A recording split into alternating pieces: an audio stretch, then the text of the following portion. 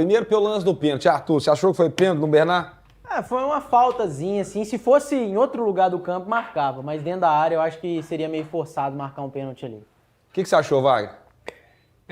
Se fosse Libertadores, segue o jogo. Se é brasileiro, campeonato regional, eles querem pênalti. Eu acho que já passou da hora da nossa arbitragem realmente ter um peso e uma medida. Cara, tem... Então, como a gente disputa Libertadores, pra mim não é falta. Rafa, o que você achou? O lance com o Bernard e do Kaique, aquele braço, foi pra pênalti? Pra mim, eu acho que o árbitro tem que ter critério. O Davi tava deixando o jogo correr, né? Então eu acho que ele foi condizente com o critério dele. Ele não tava marcando nenhum tipo de falta boba. 90% dos árbitros no Campeonato Brasileiro marcaria aquele pênalti ali. O Kaique, se não me engano, no ano passado, no Campeonato Brasileiro, cometeu um pênalti parecido ali. Daquela maneira que ele chega atrasado, mas tem mais o atacante forçando a barra do que a situação faltosa do Kaique. Eu não marcaria. Para mim não foi pênalti. E eu não gostei muito da arbitragem desse cara também ontem, não, viu? Não. Muito parecido ontem. E primeiro tempo teve quase uma hora de jogo, primeiro tempo. Deu 5, depois deu mais 3, depois 55 minutos que foi terminar o primeiro tempo. E foi ridículo aquele lance também, que os caras não queriam bater o lateral chamando o VAR, né? Pô, parece pelado aquilo, eu não vou bater, chama o VAR. Pô, é absurdo, velho. E aí reclamação por parte do Cruzeiro também daquela solada que o Scarpa deu no Romero. Muita gente pediu ali, e na verdade foram 2 cartões amarelos em sequência, né? Porque o Scarpa pega o Romero e teve um outro que pegou o jogador do Cruzeiro na sequência, foram 2 cartões que tomou. Não sei se foi o Renan Lodge, foi alguém por aquele lado ali. Foi o Scarpa... o Scarpa que deu uma porrada e depois o Alan Franco. A Giovana tá falando comigo aqui no ponto. Então foi o Alan Franco. O que você achou, Rafa? Vou começar por você agora. Aquele lance lá, a solada. Não, ali não tem discussão, né? Ali ele veio por cima, pisou, pra mim é expulsão. Pelo menos o VAR tinha obrigação de chamar, né? Ali tinha obrigação de chamar. Vermelho direto, você acha? Pra mim, sim. E o Scarpa tinha pouco tempo que tinha entrado no jogo. Vamos lá, Wagner. Sua vez agora. Para você ver como as decisões sempre são erradas na hora que tem pressão. Se fosse algum outro Cruzeiro e Tombense, Cruzeiro e Uberlândia, iria expulsar o jogador adversário. Como é um clássico, às vezes os juízes ficam com medo de tomar a decisão certa. Cara, se é falta, é por cima da bola, é vermelho, não tem o que pensar. O que você achou, Arthur? Por enquanto aqui tá todo mundo unânime. A galera falou que não foi pênalti e queria que fosse expulso o Scarpa, mas naquele momento você já perdia, né? Já estava 2-1, correto? Já foi o finalzinho do jogo. O Scarpa, ele participa do lance do segundo gol logo quando ele entra. E depois do pênalti não dado, né? No segundo tempo, o Davi de Oliveira, ele ficou compensando muita coisa, deixando de marcar muita coisa, e nesse lance claro, uma compensação ali. Não vou expulsar porque não marquei um pênalti pro Atlético no primeiro tempo, então acho que foi muito por isso também.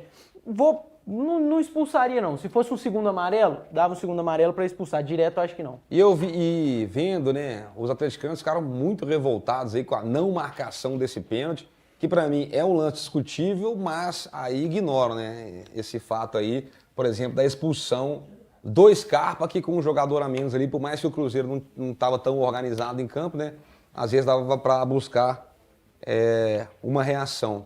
Agora, talvez uma das coisas que mais tinha deixado o torcedor preocupado, especialmente no segundo tempo, foi com a desorganização tática que o Cruzeiro teve, né? Que era uma coisa que o Jardim mantinha muito bem, essa aplicação tática. Não sei se sentiram isso também, que o Cruzeiro no segundo tempo estava uma bagunça dentro de campo. O que vocês acharam? Olha, bastante, porque o que me assustou ainda mais do que isso, Diogo, é o seguinte: quando eu jogava clássico pelo Cruzeiro, tinha uma coisa que era lei, todo clássico era lei. Iguala na pegada que na técnica a gente ganha. E ontem não teve pegada. Você vê que a dividida, bola alçada na área, primeira e segunda bola, todas essas situações, quem ganhou foi o Atlético. Me fala qual carrinho que algum jogador do Cruzeiro deu.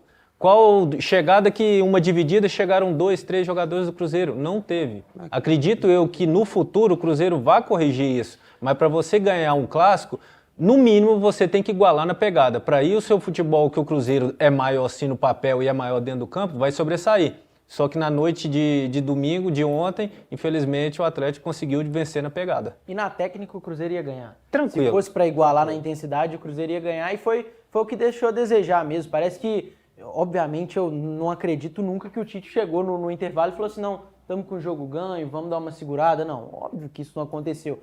mas talvez ali dentro da cabeça dos jogadores eles pensaram que podia dar um pouco uma segurada ali no jogo, porque o resultado iria se construir. Ano passado o Cruzeiro sofreu muito isso, mas acho que já por um aspecto físico mesmo, de não conseguir entregar fisicamente no segundo tempo das partidas, mas não dá pra gente falar de falta de físico com 5 jogos de temporada nunca, mas faltou muita concentração, muita intensidade pro Cruzeiro no segundo tempo.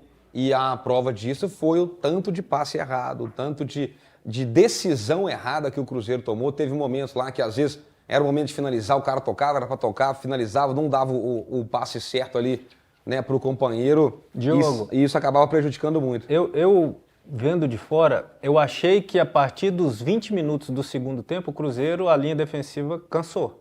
Porque começou a errar esses passes, igual do Fabrício Bruno, que são passes normais que você erra porque você ainda não está bem preparado 100% para estar competindo.